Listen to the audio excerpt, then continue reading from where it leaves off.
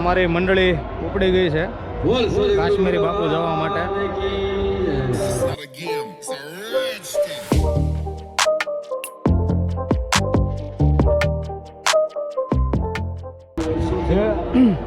અને જેટલા મંડપ જેવું બધું દેખાય છે એ બધા અલગ અલગ ઉતારાઓ છે, અલગ અલગ ગામથી અને અલગ અલગ આશ્રમના બધા ઉતારાઓ હોય છે. જે શિવરાત્રિના અગાઉ 3-4 દિવસ લાગી જતા હોય છે અને લોકો અહીંયા ઉતારાથી બધે પોતપોતાની સેવાઓ આપતા હોય છે.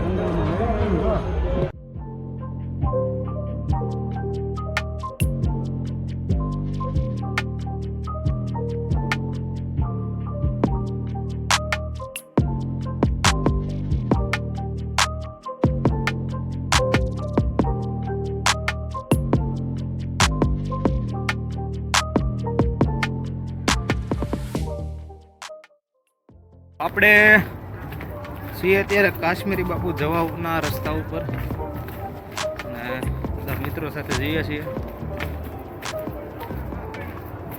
દિવસ આથમી ગયો છે.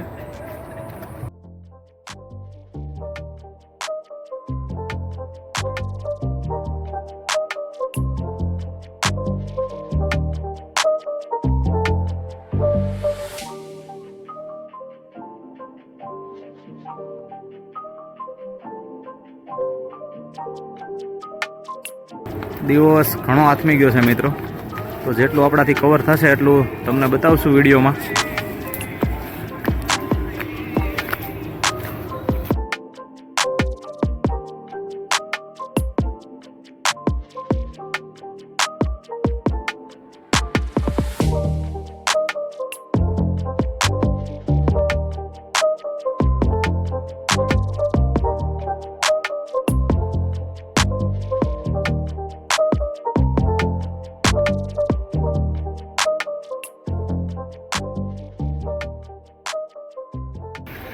તો આપણે પહોંચી ગયા છીએ કાશ્મીરી બાપુએ, અને અહીંયા જો કદાચ ફોટોગ્રાફી કે વિડીયોગ્રાફીની પરમિશન હશે તો આપણે વિડીયોમાં એડ કરશું.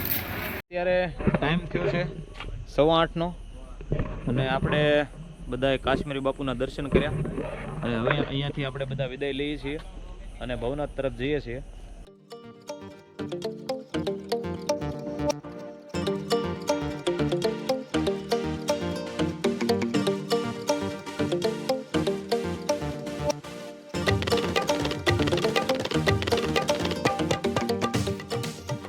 આપણે ઉપર મંદિરમાં શૂટિંગની કે વિડીયોગ્રાફી કે ફોટોગ્રાફીની પરમિશન નહોતી એટલે આપણે શૂટિંગ ઉપરનું લીધેલ નથી. તો આપણે અત્યારે અહીંયાથી રજા લઈએ છીએ કાશ્મીરી બાપુ.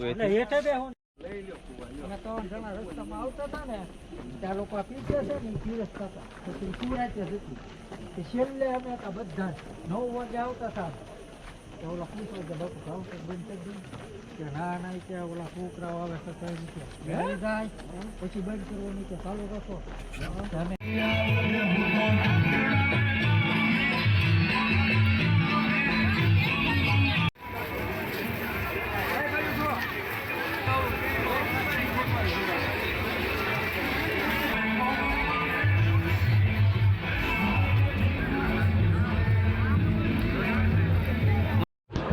તો અત્યારે આપણે ચડી ગયા છીએ એક ડુંગર ઉપર રવેડી જોવા માટે.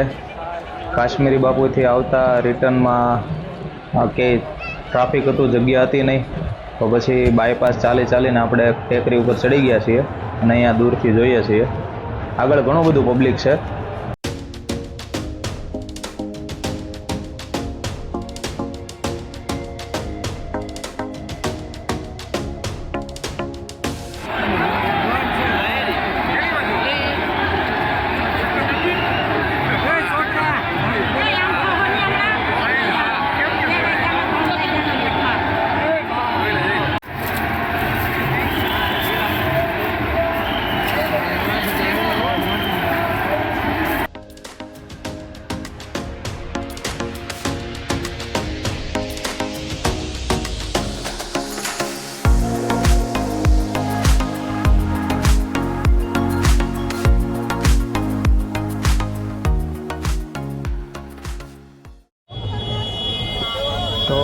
પૂરી થઈ ગઈ છે મિત્રો, અને તમે જોઈ શકો છો કે બધું પબ્લિક હવે બધું નીકળે છે. તો આપણે પણ નીકળીએ આપણી ગાડી તરફ અને રવાના થઈએ પાલીતાણા.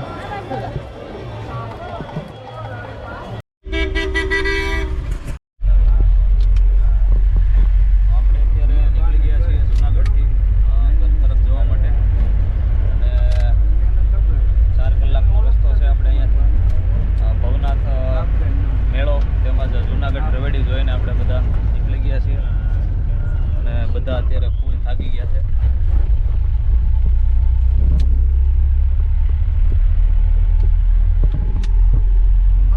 બધા ફૂલ આરામમાં છે, કારણ કે રન આપણે થોડોક લાંબો છે, તો ઘડીક બધા આરામ કરી લઈએ.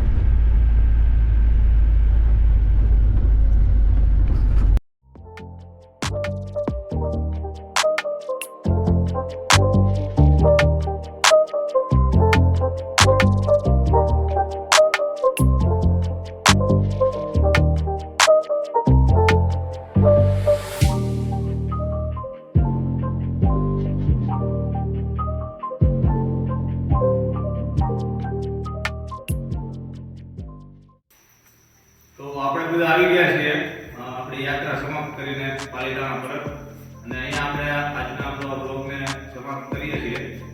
તો બધાને જય માતાજી, જય શ્રી રામ, જય ગિરનારી.